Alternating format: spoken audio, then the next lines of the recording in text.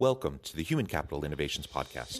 We're your source for personal, professional, and organizational growth and development, where we share original research, explore industry trends, and interview executives and thought leaders from across the globe. We hope you join us often for practitioner-oriented content around all things related to leadership, HR, talent management, organizational development, and change management. Maximize your personal and organizational potential with Human Capital Innovations Podcast. Do you enjoy the Human Capital Innovations Podcast? Please subscribe, leave a review, comment, share, and consider supporting the podcast on Patreon, even at the producer and sponsorship levels.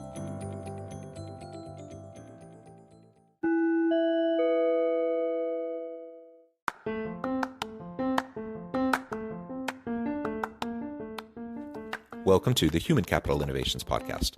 In this HCI podcast episode, I talk with Trina Olson and Alfonso Wenker about aligning our values of equity with our actions in hiring.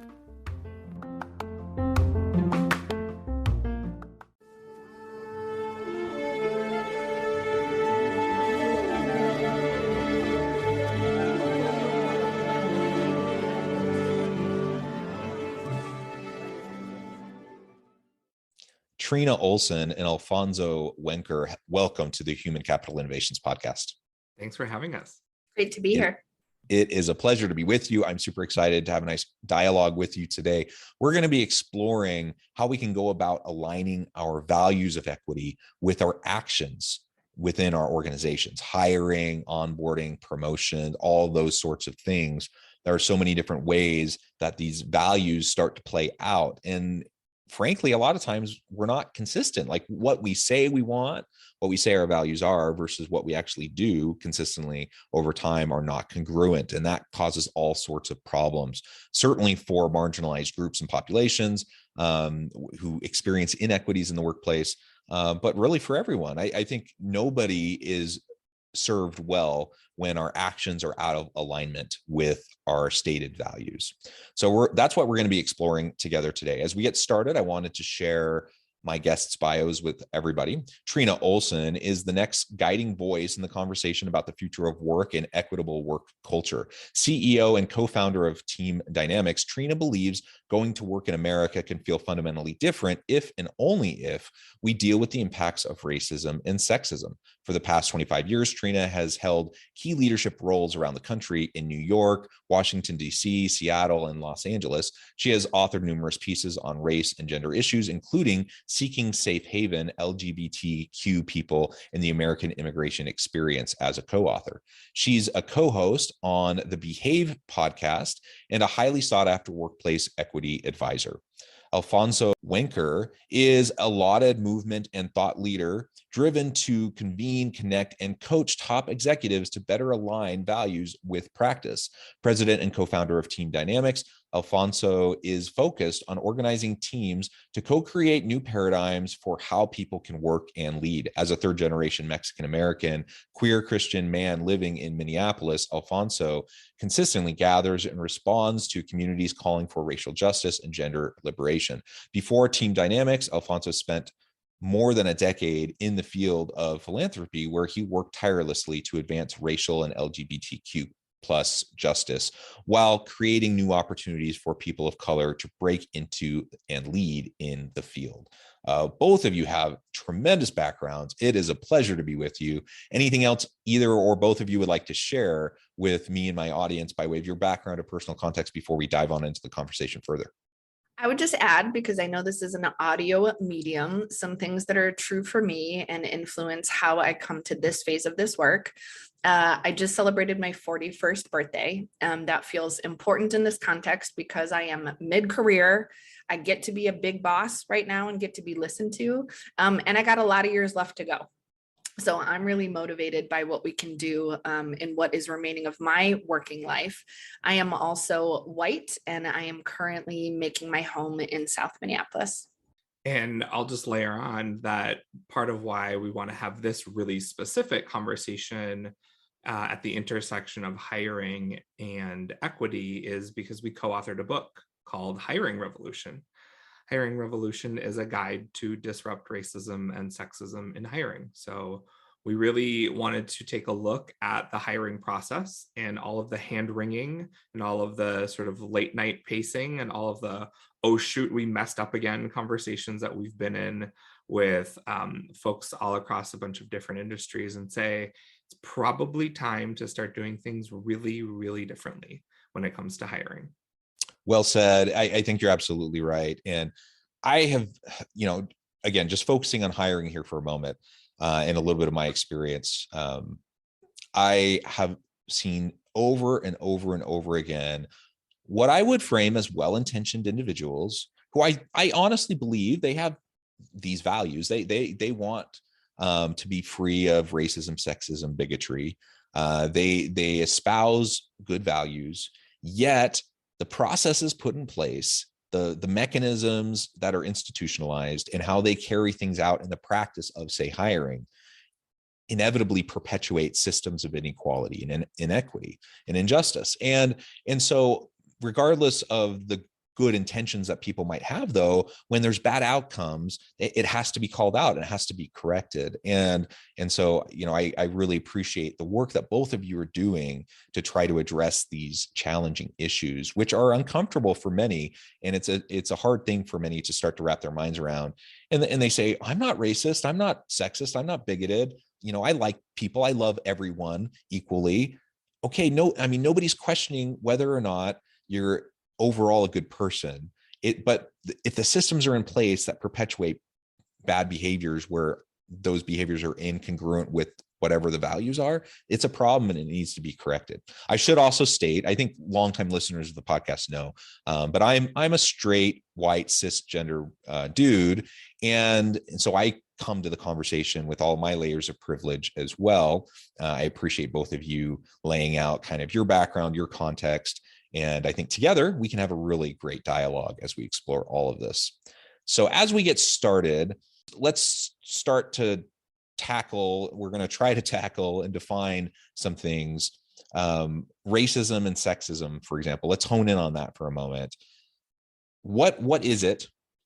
And why do you think that racism and sexism in hiring have remained such a pervasive problem in the US today? So we could talk all day about what exactly racism and sexism are, but the way that we like to talk about it is the US economy. So the creation of a US economy, or the US as sort of a context, has baked into it a lot of preferences toward whiteness and masculinity. So every system, every structure, every idea, every notion of work and who is most worthy of leading and most worthy of owning and most worthy of making money is oriented around ideas of the white masculine. So that orientation or that situation creates racist and sexist outcomes, meaning we have structures and systems, policies and practices that produce results on purpose for white folks and for men to be most successful. So the issue with hiring is everything we've learned as best practice in hiring is about a design that has said the most desirable leaders who deserve to be paid well, promoted the most, and hired most often are people who emulate whiteness and masculinity. So for a long time, we've all been saying, let's change our values, or let's change our priorities, or let's try a couple of different things. But we're still inside of a process whose origins are rooted in success for only certain kinds of people. And maybe if you could provide an example or two of some of these systemic issues that perpetuate the inequalities. So I think, for example, when we think about the economic system that the US and many Western cultures are built upon, you refer to it in terms of, really built to privilege masculinity and built to privilege whiteness. Now, that doesn't necessarily mean every white dude out there who benefits from those privileges of the system are racist or sexist, right? But if we're not willing to acknowledge the systemic inequities, and we're not willing to push back on them, then that certainly, that while I may not be racist, I'm complicit in the perpetuation of the inequities, right? And so that becomes an issue. And then I think of things like one example I'll throw out, and I'd love to hear your thoughts on other examples, either societally or within organizations. We have examples like redlining in the United States, which has created generations of inequality that has been perpetuated, duly based on these policies that seemed fairly innocuous to some people on their inception, but have foundationally created systems of inequality for generations of individuals, people of color, other marginalized populations, right? So what are some other examples that you would point to help people wrap their mind around this idea of systems of inequality? Yeah, I think it's a really good practice to continue to recognize and wrestle with the modern implications, right? Because way too often we talk about systematic oppression as being from the before times or being historic, right? And absolutely, when we talk about cross-generational wealth transfer, we talk about who hasn't had access to go to college, which is currently pay to play, right? We can sort of see the cascading effect, right? But when we look at hiring in particular, there are all of these false truisms and binaries. So the truisms haven't actually been true, and there's way more gray area to the binaries than anybody has ever thought of, right? So if we talk about this zero-sum paradigm, where this means that men and white people are going to lose if other people can finally meet their Maslow's hierarchy of needs, that's not true, right? We're just conflating or believing that there's not enough to go around. And then this idea that we have in the US really posited with great consistency and backed up by propaganda that the US is a meritocracy, when in fact that hasn't yet been true, right? So that might be a goal we have. And as you were talking to just set up the conversation today, we know there's this huge gap between aspiration and actuality. So right now, the fact that our identities are predictable. So one of the reasons Alfonso and I founded a business together is I was starting to get really irritated that men I love younger than me were starting to get paid more than me. And I met with a mentor, and she said, the only way I know for women to get paid appropriately is to pay themselves, right? Is to work for themselves. And I was like, oh, it's happening to me. Like, oh, here it is, right? And so in the first part of Hiring Revolution, and we talk about this research all the time in our work at Team Dynamics with our clients around the country, the modern day research is stunning, right? So right now, if we think about pay, promotion, and hiring, those three just sort of areas, we are abysmally out of line with our stated values. So right now, for example, in the US, modern research tells us that if you are a person of color, you are twice as likely to be passed over at the resume level, even if your qualifications are identical to a white person, because somebody subconsciously or consciously is telling themselves the story that you are less than because you are a person of color. So that's right now, right? So another stat that really has been sticking with Alfonso and I is when you combine race and gender with class. So here in the US, all three of those things are inextricably linked. You cannot pull them apart and talk about them as separate because they're not. The research we stumbled upon when we were putting the book together was that right now, Latinx women will not be paid on par with white men until the year 2224. That is 8 generations from now. The three of us are going to be long gone by then, right? And so when we looked at this like pace of change, the only way to describe it is glacial.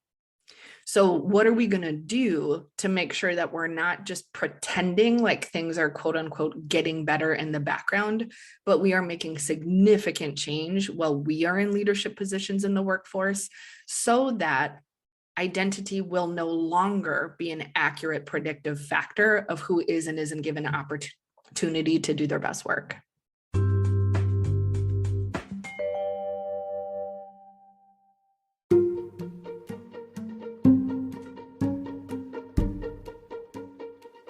Welcome to the Human Capital Innovations Academy. Courses, micro-credentials, and certificates to upskill and reskill for the future of work. All HCI Academy courses, micro-credentials, and certificates are designed, developed, and delivered by award-winning and internationally renowned scholars, educators, thought leaders, executives, and practitioners. Our courses, micro-credentials, and certificates will help you make your mark on the future of work and make an immediate impact in your organizations. Check out the HCI Academy and our many course offerings and certificates to upskill and reskill for the future of work.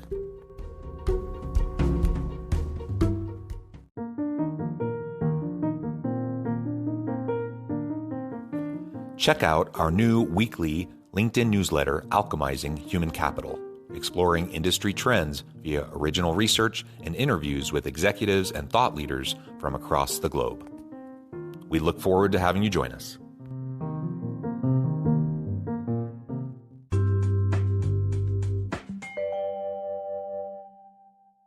So we have these systems perpetuating inequities, and we have this disconnect, this imbalance, and this disconnect between espoused aspirational values and the actual behaviors. Something I was starting to say a few minutes ago, I can share now. Just an example that I've seen recently. I have done some work with one particular organization, and they have a lot of gender inequities. And they have a lot of really good espoused values. They're saying the right things. They're saying, these are things that are important to them that they want to fix. It's part of why they were working with me. And so they're trying to understand why, they have like 95% of this particular area of the organization are men. Why are there no women there? What can they do about it? How can they break down these barriers and have more women and people of color, as part of their workforce? Good goals. And then they have some job postings, and they're going through the hiring process, and they have one particular position for a really highly skilled, highly educated position, and they're going through the process, and I'm kind of evaluating this. I'm observing, and I'm providing feedback on what they're doing. It turns out their hiring committee has determined that there isn't a single woman that they think is deserving to interview. Not a single woman to even interview, let alone, offer a position to. How are you ever going to address the gender imbalance in a certain area of an organization if you're not even interviewing women for positions? How are you ever going to address, the fact that 80+% of them are all white dudes? If you can't start to actually try to interview people of difference from different backgrounds. And I challenge them on it, and they're like, well, I know it looks bad, but gender really has nothing to do with it.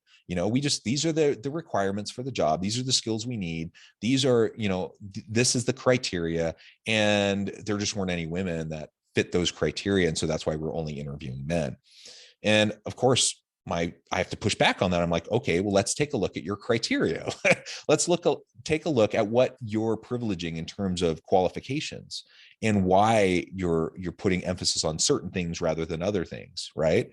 And only through going through that process, and somewhat of a painful process for them, because it started to uncover some unconscious biases and those sorts of things, were they able to start to recognize that, yes, they're perpetuating systems of inequality.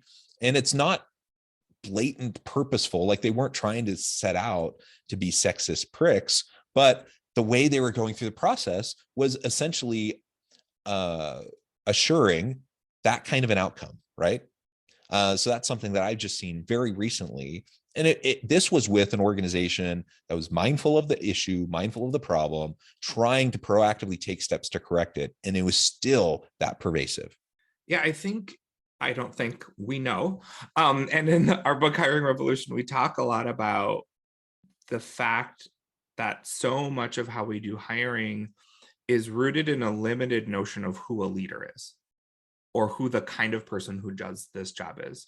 So we get stuck in imagining only specific kinds of people. So I am a man who is the president of a company.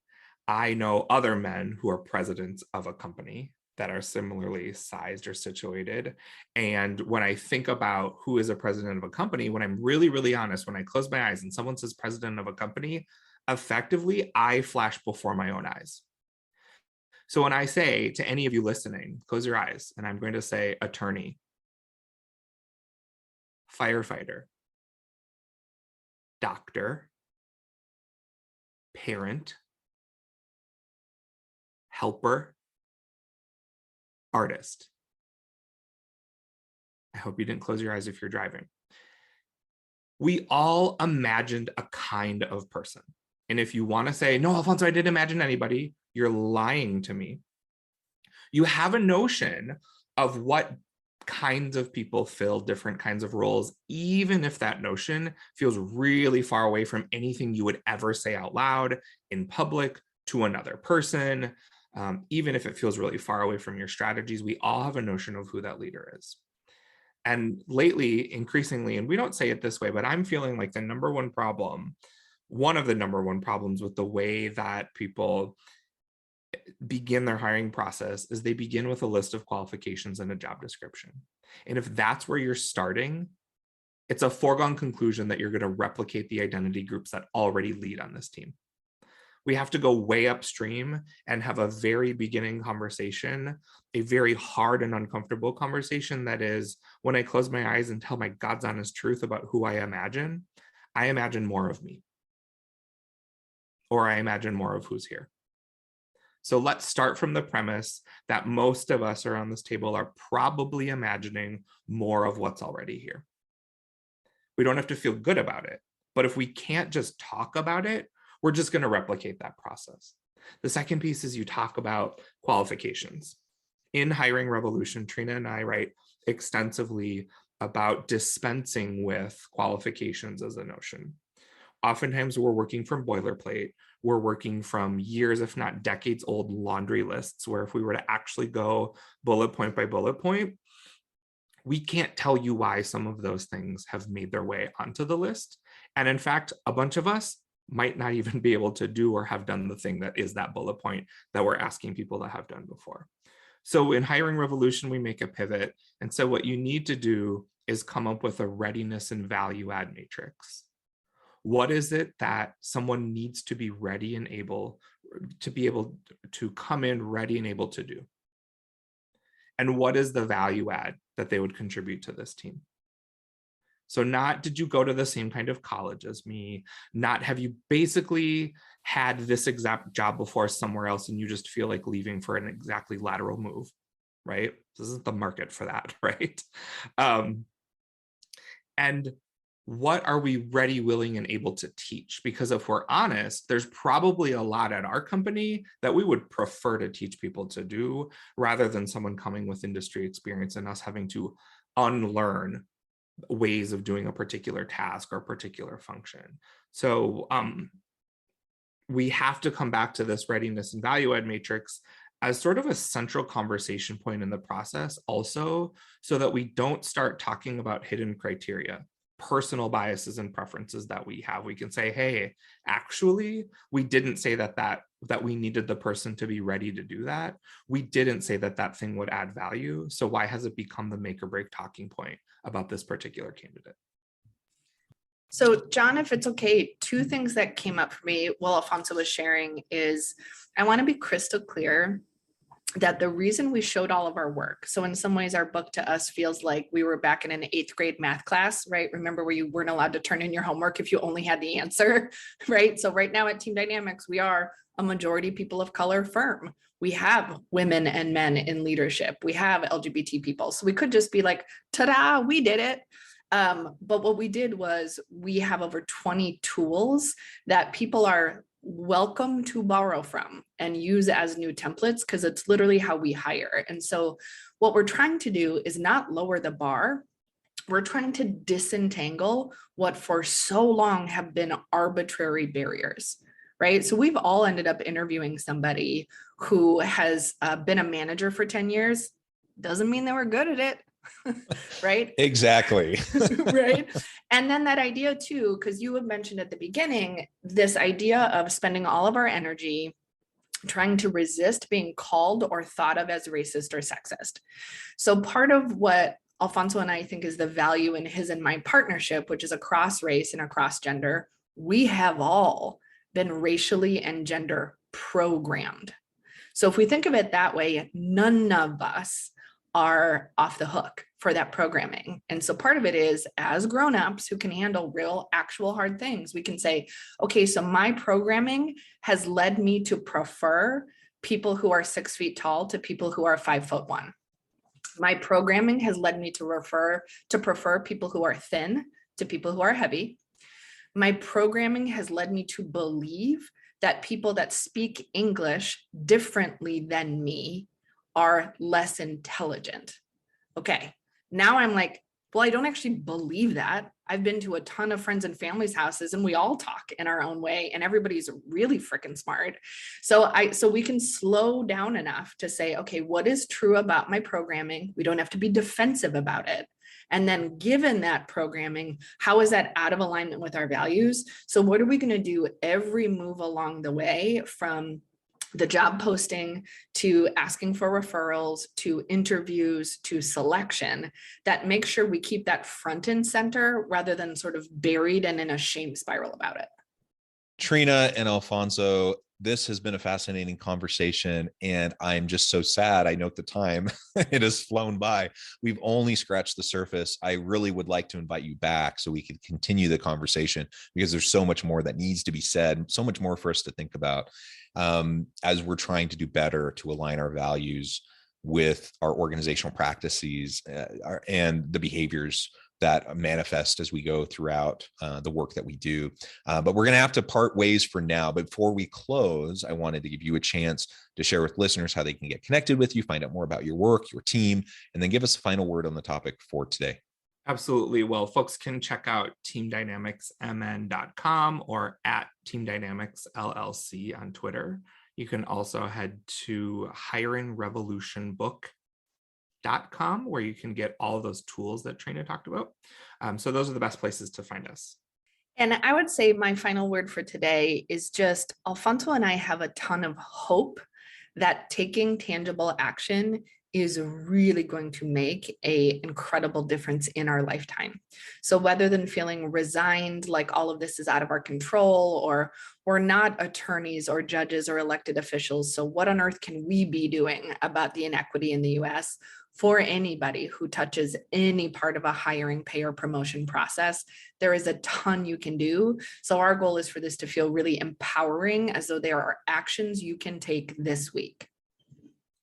I love it. And that is the point, is we just need to start now, right? And get past having the conversations. That's good. Lots of organizations are trying to have the conversations, trying to articulate your values. That's good, but we can't end there. That's the starting point, not the end point. And we have to move beyond to really, really challenge and examine the policies, practices, procedures, the institutionalized systems of oppression, of injustice, of inequality, and try to better understand how we can go about breaking down the barriers so that we can truly give everyone equal opportunities, so that we can truly help everyone to feel included and feel like they belong, that they're needed, wanted, valued, and have the opportunity to contribute in meaningful ways every day. That's what we're going for. That's what we want.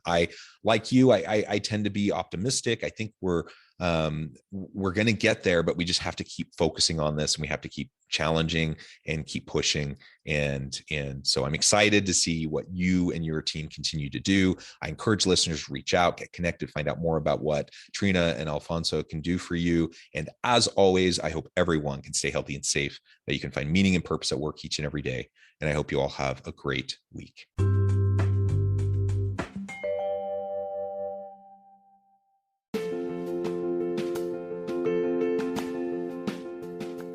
Bluer Than Indigo Leadership, the journey of becoming a truly remarkable leader.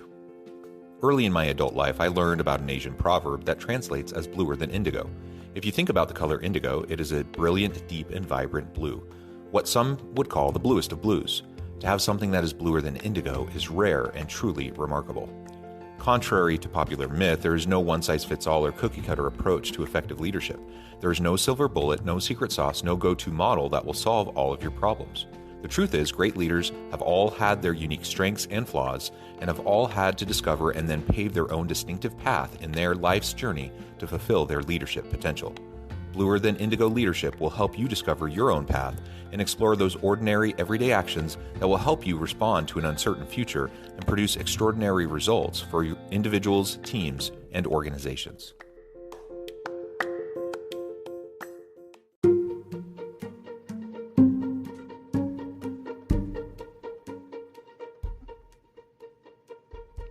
Check out Human Capital Innovations magazine, Human Capital Leadership. Human Capital Leadership is a free, interactive e-magazine with the mission to help individuals, leaders, and organizations find innovative approaches to maximize their human capital potential. We publish issues quarterly in August, November, February, and May. Take a look at the latest issue and let us know what you think.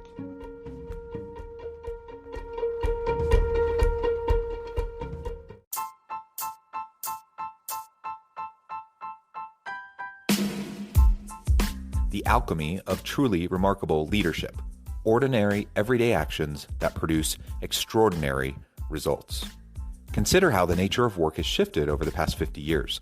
With increased globalization, rapid technological advancement, and the shift in economic composition, the average job of today looks very different than the average job of 50 years ago. What will the jobs and organizations of tomorrow look like? Moreover, what does this all mean for organizational leaders? What are the core competencies and capabilities of organizations and their leadership that are prepared for continued disruption and geopolitical and socioeconomic shifts? Regardless of what the future holds, increasingly, leaders need to be socially minded, data-driven, decisive, champions of talent, and disruptors of the traditional notions of leadership, teams, organizations, and work. The alchemy of truly remarkable leadership will help you to explore your own leadership competencies and capabilities and consider ways to apply and implement them into your workplace and personal life.